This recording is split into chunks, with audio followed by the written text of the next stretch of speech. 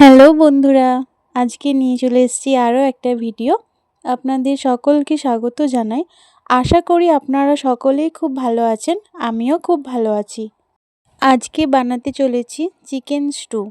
দোকানে আমরা চাইলেও খেতে পারি না, তাই বাড়িতেই সহজ পদ্ধতিতে বানিয়ে নেব চিকেন লেগ পিস স্টু। এটা বাচ্চা বড় সকলের খুব প্রিয়, খেতেও খুব সুস্বাদু। এখানে আমি নিয়ে নিয়েছি দুটো লেগ পিস, তারপর নুন মাখিয়ে ভালো করে ম্যাগনেট করে নিলাম। তারপর এখানে দিয়ে দিয়েছি পেঁয়াজ কুচি।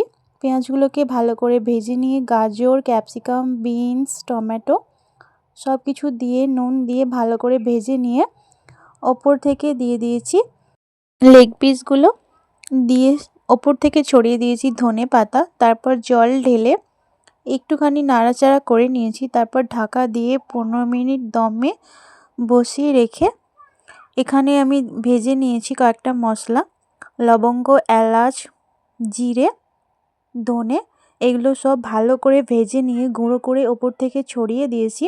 দেখো কত সুন্দর লাগছে। এটাও খেতেও যেমন হেলদি, টেস্টি, এবং যারা ডায়েটে আছো তারাও কিন্তু এরকম অল্প তেল মশলাতেই খেতে পারো। এতে করে খেলে কিন্তু প্রচুর পরিমাণে ফ্যাট ঝরে যাবে। আর বাচ্চাদের তো বলার কথাই নয়, বাচ্চারা খেলে খুবই পুষ্টিকর একটা জিনিস। তো এইভাবে একবার ট্রাই করে দেখতে পারো, দারুণ লাগবে খেতে।